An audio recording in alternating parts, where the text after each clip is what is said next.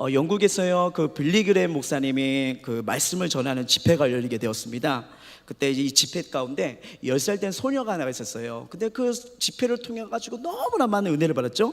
그래서 하나님 앞에 이렇게 기도를 했습니다. 하나님, 한 사람이라도 전도하게 해주시옵소서. 이렇게 전도를 하고 기도를 마치고 그 다음에 밖으로 길거리에 나가겠죠. 자, 길거리에 나갔을 때 때마침 얼굴이 인상이 좋은 저 같은 사람을 만났으면 좋았을 텐데 험상궂은 사람을 만난 거예요. 덩치도 크고. 자, 그 사람을 만났는데 근데 이 소녀가 담대한 거예요. 아, 이렇게 만나게 하신 것은 분명히 하나님의 사인이 있고 인도하심이 있을 거다 하고서 그 남자를 따라갔던 거죠. 그래서 소녀는요, 그 남자를 따라가가지고요, 아저씨 오늘 저녁에 한번 와보세요. 정말 좋을 거예요. 이렇게 말을 했던 거예요. 자, 그 소녀의 말을 들었던 그 남자의 반응 어떠했을까요? 대충 알겠죠? 자, 이 남자의 방은 뭐냐면요, 이 권유를 거절합니다. 그러면 거절을 했으면 험상궂었기 때문에 우리가 다시는 안 할 수도 있겠죠. 다른 사람을 찾을 수도 있겠죠. 근데 이 소녀가 계속 간절히 권유하고 또 권유하고 꺼정해요. 그러니까 이 아저씨가, 그 남자분이 화가 나가지고 뿌리치면서 이제 위협까지도 합니다. 너 한 번만 더 이러면 내가 가만두지 않을 거야. 중고등부 여러분 어떻게 하실 거예요? 안녕히 계세요 하고 뒤돌아서야겠죠. 자, 그런데도 불구하고 이 소녀는 계속 말하니까 이 아저씨가 할 수 없이 그 빌리그램 목사님의 집회에 오게 된 거예요. 오게 됐는데 더 놀라운 것은요, 그 남자가 그날 회심을 하게 된 겁니다. 주님을 아는 거예요. 그리고 나중에 알게 된 결과 그는 마피아 두목이었습니다. 마피아 두목이요. 참 놀라운 일이 벌어진 거죠. 우리의 상식으로, 우리의 생각으로는 절대 일어나지 않을 것 같고 말도 안 되는 일이, 이 정말 복음을 받아줄 수 없는 그런 상황이었는데, 마치 복음이 안 들어갈 것 같은 그런 분이었는데 복음이 들어가니까 바뀌어버린 거예요. 자, 이걸 보면서 이 복음의 역사 어떤 자에게 일어나는 걸까요? 두둔. 자, 오늘 본문을 보면요, 이런 내용입니다. 아그리빠와 베스도에게 복음을 전하고요, 그 다음에 바울이 이제 석방될 수 있는 상황이 됐던 거예요. 근데 가이사에게 이미 상소를 올리는 상황이기 때문에 죄수의 몸으로 다른 죄수들과 함께 로마로 항해하는 이 배에 올라타게 된 사건입니다. 그러면서 바울의 로마 여행이 시작된 것을 알게 되는 거죠. 그런데 이번 항해는요, 우리가 이 본문을 알다시피 평탄한 항해가 아니었던 거예요. 힘겨운 항해가 되는 것을 보게 됩니다. 바울이 탄 배는요, 가이사를 출발해서 시돈을 경유해요. 근데 거기서 서풍을 피하기 위해서 구브라 섬의 동부 연안과 길리기 항과 빌리비아 연안을 따라 무라에 도착합니다. 아, 이름이 참 독특해요. 응? 자, 무라에서 바울이 일행 건요, 또 알렉산드리아에서 출발한 그 이탈리아예요. 이탈리아는 이탈리아 배를 타고 항해를 계속하는 것을 보게 되는 거예요. 그런데 이제는 이 북석 쪽에서 불어오는 바람영 때문에 이 항해가 느려질 수밖에 없는 겁니다. 어떻게 그 바람을 거슬려서 갈 수가 없는 상황이 되어버린 거죠. 그래서 니도 앞바다에서 항로를 바꿔 그레덴 선의 남다리 하단에 있는 미항으로 향하게 됩니다. 자, 이 미항으로 향하게 됐을 때 바울이 뭔가 좋지 않다는 것을 깨닫게 돼요. 그러면서 조심스럽게 그 배에 탄 사람들에게 이렇게 말을 합니다. 자, 10절 읽어볼게요. 시작. 말에 대해 여러분이요, 내가 보니 이번 항해가 하물과 배만 아니라 우리 생명에도 타격과 많은 손해를 끼치리라 하되. 자, 이 말씀을 보면 어디에 타격이 생명에도 온다고 말을 하고 합니다. 바울이 지금 생명에도 위험이 있을 수 있다라고 지금 얘기를 하는 거죠. 자, 이것은요, 엄청난 정보를 지금 얘기한 겁니다. 여러분 잘 생각해 보세요. 생명과 관련된 그런 정보 소중합니까? 안 소중합니까? 소중하죠. 이것보다 정말 더 소중한 정보가 어디 있을까요? 만약 저와 여러분의 가족의 사고가 위험에 있다는 이 정보를 들었을 때요, 무엇보다도 여러분 자신이 위험에 놓였을 만큼 이 정보만큼 중요한 정보가 따로 있을까요? 하지만 그것은 앞으로 일어날 수 있는 가능성이었다는 거죠. 가능성. 자, 이 배는 이미 역풍 속에서 이만큼 오게 한 항해 전문가 선장이 있었습니다. 그쵸? 선장이 있었어요. 함께 했던 이 배부장도 좀 개는칙하지만 이 항해 전문가를 믿기로 합니다. 근데 먼저 우리가 3절 한번 말씀 읽어봤으면 좋겠어요. 3절 읽어볼게요. 시작. 이튿날 시돈에 대니 율리오가 바울을 친절히 대하여 친구들에게 가서 대접받기를 허락하더니. 자, 배부장 율리오는 합리적인 사람입니다. 그리고 인격적이고 따뜻한 사람이라는 것을 우리가 알 수가 있죠. 그런데 이 결정적인 순간에 그가 바울의 말에 어떻게 반응을 하느냐면요, 11절. 자, 읽어볼게요. 11절 시작. 백부장이 선장과 선주의 말을 바울의 말보다 더 믿더라. 누구의 말을 더 믿죠? 그렇죠. 선장의 말을 더 듣게 되는 것을 보게 됩니다. 자, 결정적인 이 순간 백부장은요, 경험을 우선시하는 것을 보게 되죠. 그리고 전문가의 말을 신뢰하는 것을 오늘 본문에서 말해주겠습니다. 이 말씀을 딱 보면요, 어쩌면 우리가 이 세상에 살아가면서 마주할 사람들이 바로 율리와 같은 사람일지도 모른다는 거예요. 무슨 말이냐면요, 신앙을 가지고 있지는 않지만 그 부분에 나름대로의 그 도덕과 윤리와 자신만의 가치관, 자신만의 생각을 통해서 철학을 가지고 살아간 자들이 많다는 겁니다. 그래서 그런 사람들의 대표자가 오늘 백부장 율료, 죄송해요, 오늘 비가 와서 그래요. 자, 백부장 율료라는 것을 알게 되는 거죠. 잘 보세요. 세상에서 우리가 복음을 전할 때도 마찬가지라는 겁니다. 솔직히 세상은요, 우리의 말을 듣지 않으려고 해요. 정말 듣지 않으려고 합니다. 대학교 때요, 정말 친한 친구들이 있었습니다. 진짜 있었어요. 네. 이 친구들이랑 있는데, 근데 맨날 술 마시고 게임에 빠지는 이 모습들이 너무 안타까워가지고, 정말 이 친한 친구들이기 때문에 어느 날 밤에 딱 겜방에서 나와가지고 얘기를 했죠. 얘들아, 니네 예수님 믿어야 돼. 그분만이 우리를 구원하시고 그분을 만나고 믿어야 우리가 삶이 변하고 살아갈 이유를 발견하게 될 거야. 정말 진심을 가져가지고 맨날 장난치고 놀다가 진짜 정말 이 마음이 뜨거워져가지고 얘기를 했거든요. 자, 반응이 어땠을까요? 자, 두 친구가 있었습니다. 자, A라는 친구입니다. 죄송해요, 저한테 이렇게 말하는 거예요. 미친놈, 헛소리하네. 자, B라는 친구입니다. B라는 친구 뭐라고 했을까요? 네 말이 많구나, 이랬으면 좋겠는데 그 친구는 더 저보다 진지하게 얘기해요. 어떻게 말하냐면요, 대명아, 난 네가 불쌍해 보여. 네가 예수님을 믿으라 전할 때마다 옆에서 보니까 마치 정신병자 같아. 더보다 더 진지하게 말하는 거예요. 와, 이렇게 생명을 얻으라고 전심을 얘기해도 듣지 않는 이 시대, 이 문화, 어떻게 보면 우리의 친구, 우리 주변에도 많이 있다는 것을 보게 되는 거죠. 잘 생각해 보세요. 오히려 사람들은요, 저희보다 더 명의를 찾으러 갑니다. 그렇죠? 그리고 전문가의 말을 찾으려 하고 자신의 분야에서 또한 전문가가 되려 하는 것을 우리가 알 수가 있습니다. 그리고 그런 자들의 말을 신뢰하고 또 그런 전문자가 되어서 자기가 말할 때마다 통하는 것을, 듣는 것을 즐거워하는 거, 바로 이 시대의 사람들이라는 것을 우리가 알 수 있다는 거죠. 자, 그렇다면 어떻게 우리는 우리의 말을 좀처럼 들어먹지 않는 이 땅의 율료 같은 사람들에게, 또한 그런 사람들과 어떻게 살아야 될까요? 분명 이 땅의 율료들과 함께 같은 이 시대의 배를 우리가 타고 있지만 우리들의 말을 듣지 않는 사람들이 너무나 많다는 겁니다. 오히려 그들이 우리를 볼 때는요, 우리 자신이 자신보다 더 힘이 없고 연약한 죄수처럼 보일 수 있다는 거죠. 그러나 우리가 경고한 대로 생명을 거두는 일이 발생되게 되면 그들은 결코 그 상황, 그 일을 감당할 수 없는 일이 되어버리는 겁니다. 사랑하는 성도 여러분, 그렇기 때문에 주님께서 이 세상에 이 믿음의 사람들, 저와 여러분이 이 땅에 심어놓고 고난받게 하는 게 아닐까요? 무슨 말일까요? 이 세상은 악합니다. 불순종하기 때문에 도대체 하나님의 음성을 들으려고 하지 않습니다. 그런 세상에 저와 여러분을 심어 놓으신 게 아닐까요? 그렇다고 그들이 듣지 않기 때문에 복음을 선포하지 않아도 된다? 정말 그래야도 될까요? 자, 우리 옆 사람에게 말합니다. 절대로 그렇게 하면 안 됩니다. 절대로 그렇게 하면 안 됩니다. 여러분, 성경은 뭐라면요, 듣든지 아니하든지 때렸든지 못하든지 선포해야함을 믿으시기 바랍니다. 가끔 이런 생각이 들 때가 있어요. 무슨 생각이냐면요, 어찌 보면 전도에 대한 이 불신자들의 차가운 반응보다, 그런 차가운 반응보다 우리 안에 전도의 문이 닫혀 있는 것이 더 큰 문제가 아닐까 라는 생각을 할 때가 있습니다. 그러므로 전도하기를 원한다면요, 전도의 문이 열리도록 우리가 간절히 기도해야겠죠. 왜요? 기도는 하나님이 마음이 부어지는 은혜의 통로점을 믿으시기 바랍니다. 우리 안에 닫혀있던 전도의 문이 열리면요, 우리의 생각으로 처음에 말했던 그 소녀가 마피아의 두목에 때 복음을 전했지만 정말 일상적인 생활에서 받을 수 없는 이 사건, 복음은요 우리의 상식과 생각을 뛰어넘습니다.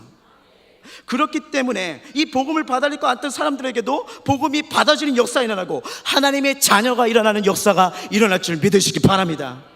그때를 위해서 저와 여러분은요 더 깨어 기도해야 된다는 것입니다. 하나님의 세밀한 음성에도 반응할 수 있는 그런 자가 되시길 주님의 이름으로 부탁드립니다. 그리고 이걸 더 나아가서 생각해 보면요, 우리 말을 듣지 않아서 겪는 그 아픔을, 예상된 아픔을 함께 겪을 각오를 가지고 있어야 된다는 거예요. 있어야 된다는 거예요. 그들이 듣지 않는 것은 당연한 일이라는 거죠.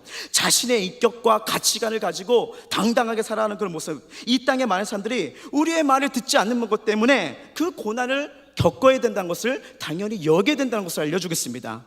그러니 오늘도 우리는요, 믿을 것 같이 보이지 않고 착하고 인격적인 방어를 하고 있는 이 비기독교인들, 이 지인들에게 예수님이 생명이라고, 그 생명을 얻지 못하면 생명을 잃게 된다고 계속 말을 해야 된다는 거예요.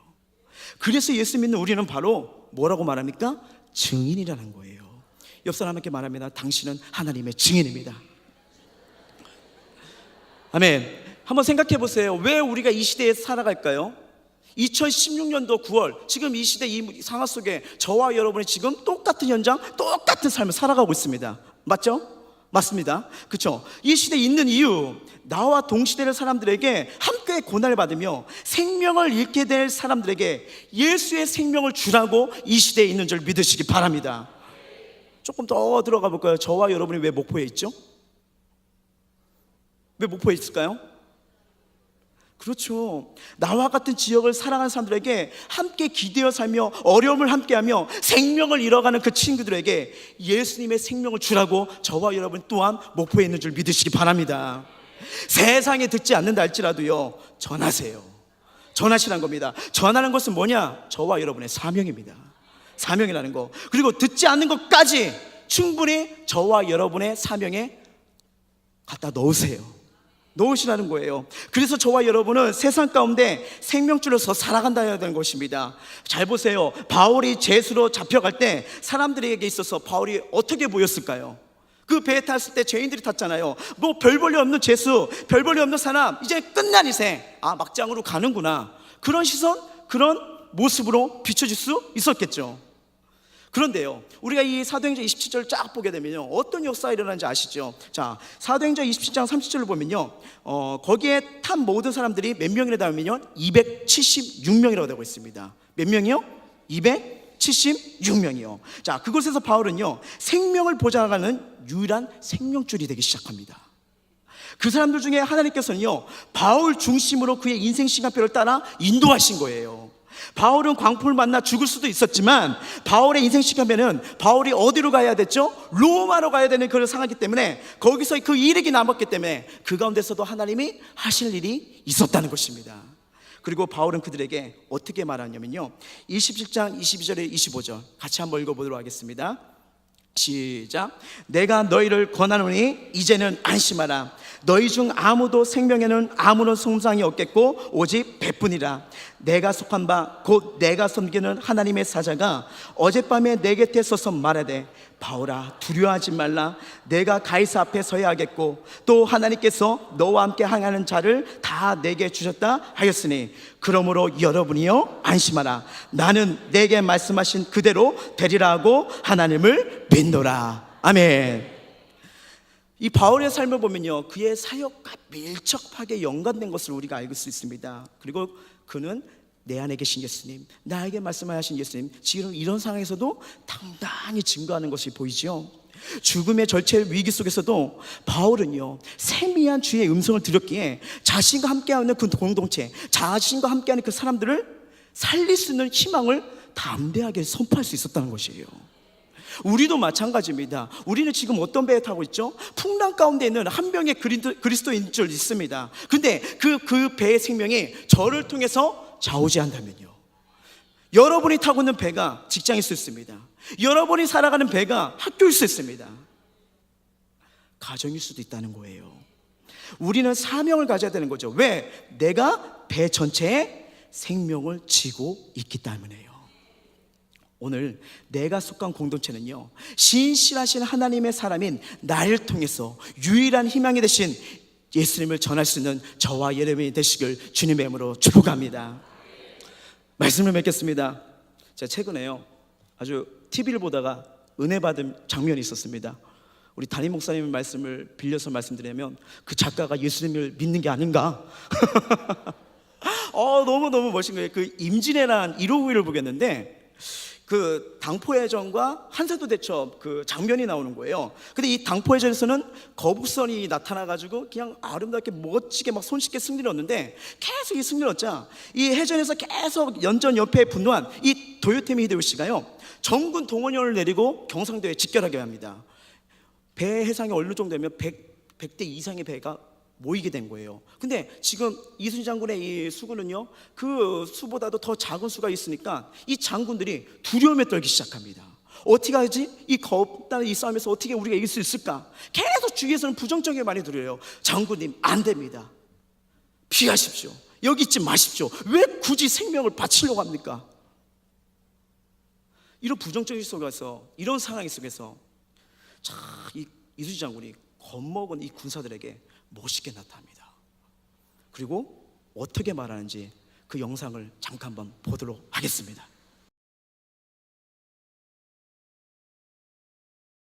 여기까지요. 진짜 명대사죠. 그죠? 여러분 은혜 받으셨죠? 제가 왜 은혜 받았는지 이해가 되시죠? 이 장면을 보고 그 순간에 다 어떤 생각이 들냐면요, 그 대사자 한번 보여주시겠어요? 여기서 어떻게 하면요, 보이지 않는 적을 뵐 수는 없다. 조선은 바람 앞에 등불, 아니 이미 꺼져버린 촛불일지도 모른다. 어쩌면 그대들이 이 나라의 마지막 군일지도 모른다. 우린 누굴 위해 싸우는가? 우리는 왜 싸우는가? 그러면서 말하죠. 죽지 마라. 너희들이 죽지 않으면 내가 죽지 않는다. 너희들이 죽지 않으면 너희 가족이 죽지 않는다. 너희가 죽지 않으면 조선이 죽지 않는다. 그리고요, 나에게는 너희가 조선이다. 참 이 대사를 보면서 이 어두운 시대에 우리가 태어나고 내가 살아가고 내가 만나는 자들 사명이 보이기 시작하는 거예요. 그리고 이 어두운 시대에 우리 교인들, 저와 여러분이 촛불이 아닐까라는 생각을 해보게 됩니다. 자, 하나님께서 우리를 보실 때 뭐라고 말씀하실까요? 넌 나의 희망이야. 넌 나의 꿈이란다. 내가 너를 통해서 어마어마한 일을 할 거라. 너를 통해 가정을 회복시킬 거란다. 너를 통해 지역을 살릴 거란다. 너를 통해 나라와 민족과 열방을 아름답게 세워갈 거란다. 이것이 우리를 향한 하나님의 마음이 아닐까요? 이것이 우리가 살아가야 될 이유가 아닐까요? 우리를 향한 하나님의 마음이 느껴지니까요, 먼저 어디서부터 시선이 달라지면 저와 함께하는 안에 아이들에 대한 시선이 달라지기 시작하는 거예요. 하나님이 우리 안에 우리 아이를 통해서 어떤 꿈을 가지고 이끌어 가실까? 내가 섬기는 부서 영혼들이 달라지기 시작합니다. 이 아이들 5년 뒤 10년 뒤 하나님이 어떻게 사용하실까? 우리가 섬기는 세원들, 여러분 귀하게 보이지 않습니까? 이뿐일까요? 세상 속에서 갈 바를 알지 못해 헤매고 있는 사람들을 볼 때 그들을 향한 간절한 하나님의 마음이 느껴지지 않습니까? 한 영혼이 예수님 믿으면 그 영을 통해서 가정이 바뀔 줄 믿습니다. 한 영을 통해 지역과 나라와 민족과 열방에 살아나는 하나님의 꿈이 이루어질 줄 믿습니다.